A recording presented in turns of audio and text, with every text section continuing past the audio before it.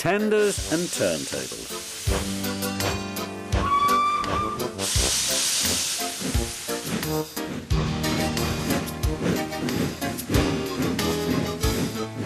The big stations at both ends of the line each have a turntable.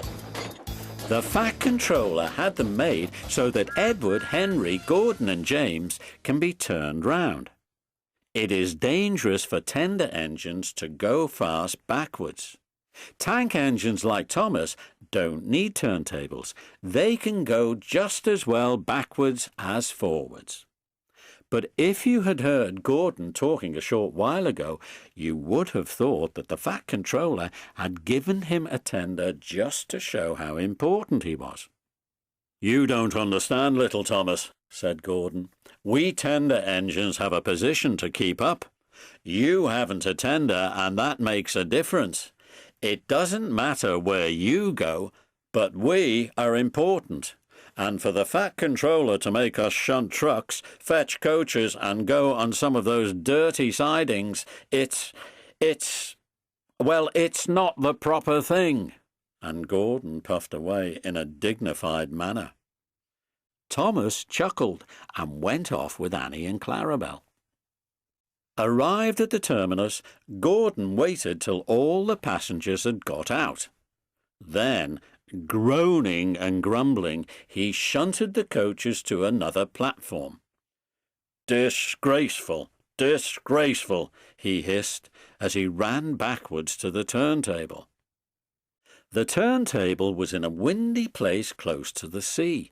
It was only just big enough for Gordon, and if he was not on it just right, he put it out of balance and made it difficult to turn.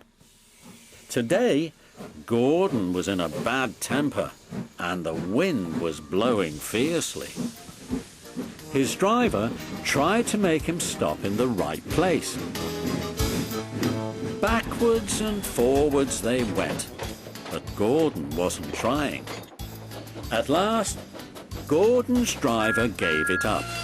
The fireman tried to turn the handle, but Gordon's weight and the strong wind prevented him. The driver, some plate layers, and the fireman all tried together.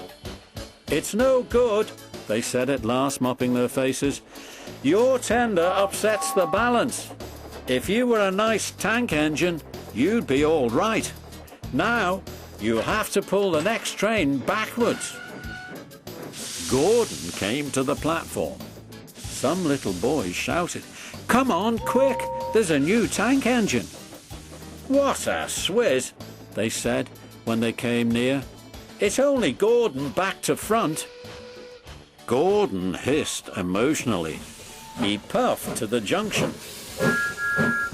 "Hello," called Thomas. "Playing tank engines, sensible engine.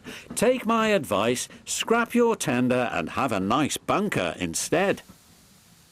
Gordon snorted, but didn't answer.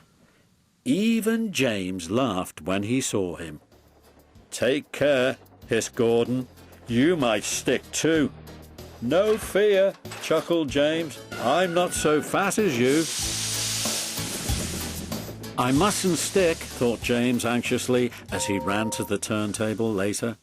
He stopped on just the right place to balance the table. It could now swing easily. His fireman turned the handle. James turned much too easily. The wind puffed him round like a top. He couldn't stop.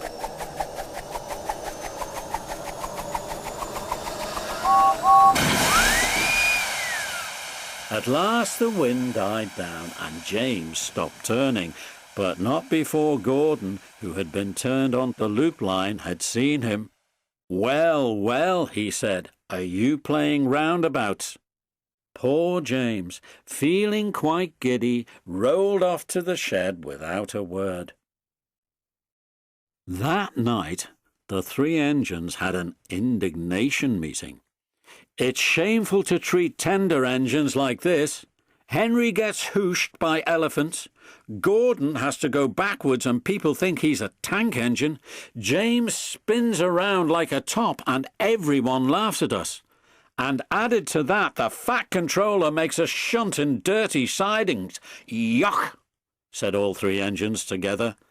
Listen, said Gordon. He whispered something to the others. We'll do it tomorrow. The Fat Controller will look silly.